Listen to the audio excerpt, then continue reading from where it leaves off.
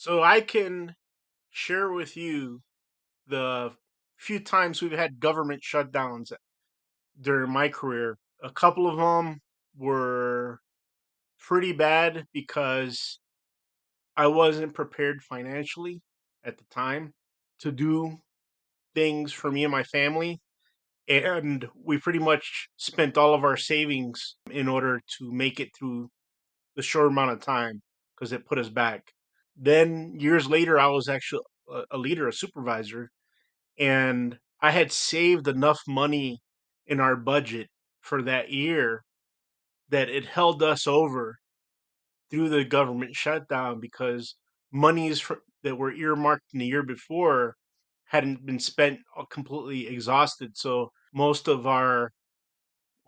of our people, I think it was, even the ones that were considered non-essential, still got paid because of how much money's not only in my program but other programs. They had enough money to pay everybody. During COVID, there was some issues as well. There was a lot of people that weren't at work during COVID, and I had to perform the work of like three other people, and we were on our own. And again, non-essential people, government employees, didn't have to come to work. So as a law enforcement officer, I had to perform the work like prisoner transports, etc., etc. So and there were some pay issues there as well. So now I'm bringing this up because a lot of you folks out there that are watching me, talking to me, are executives, and you work in either most of you work in state programs. And so I was thinking about, how do you solve this?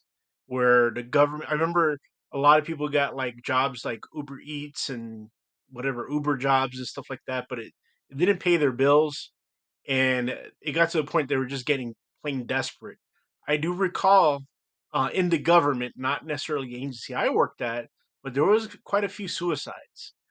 There's just really sad things happen when people are at the point where they can't feed themselves or care for themselves and their family. They become desperate. So I ran down here to do this video to propose something to those law enforcement executives that are connected to me.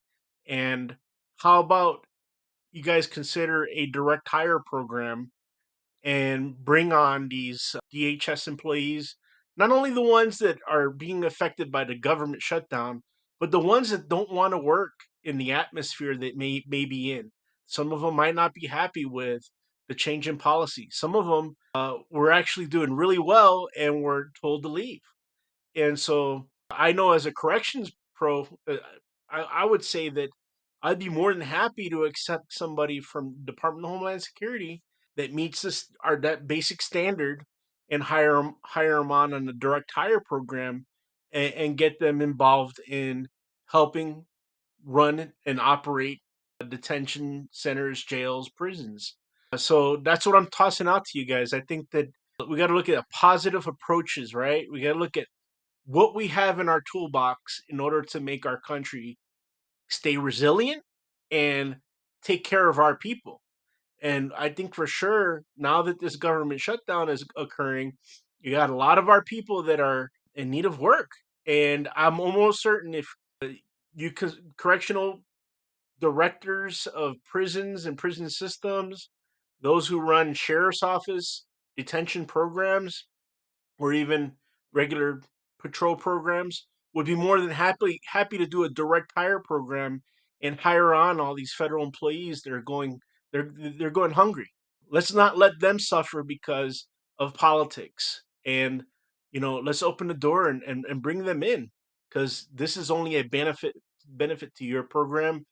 And ultimately at the end, maybe sometimes when you do stuff like this, there might be one or two bad apples, but they get caught up with.